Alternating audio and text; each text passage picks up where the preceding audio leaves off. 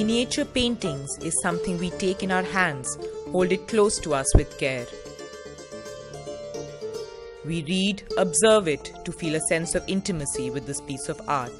That is when you hear the story the artist has to tell.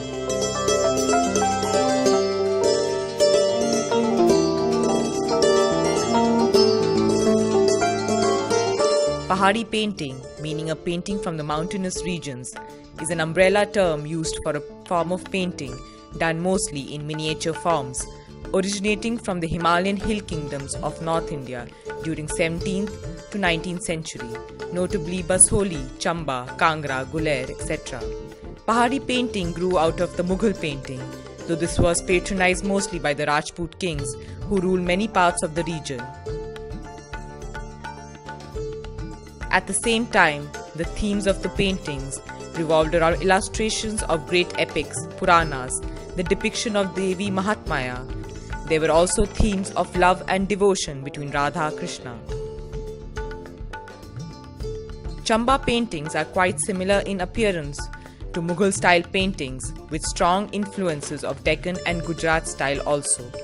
It all starts with sketching, where the artist creates a composition and skeletal structure with light colors using red or saffron. The paper is called vasli.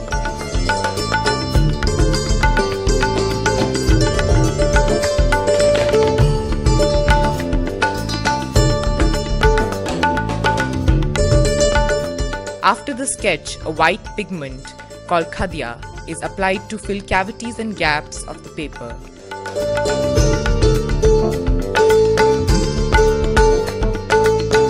It also smoothens the paper for easy application of paint. The artist then uses a ghota agate stone to burnish the painting. This process is called ghotai. It's done either keeping a butter paper on top and rubbing the stone, or directly rubbing the stone on paper to smoothen. The paper is flattened. Lining is done over the sketch using a darker color.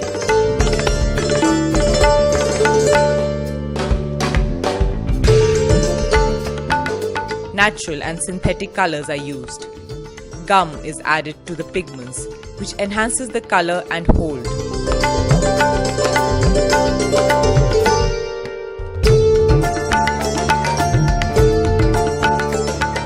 Once the desired color is found after mixing, coloring begins sequentially, starting at the top corners. Lighter shades are applied first and in a translucent state.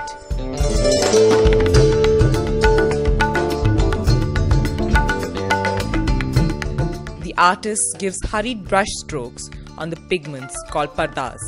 Application of gold is of significance here for ornaments and vessels. This gold is called halkari. Gold leaves is also used to cover larger areas.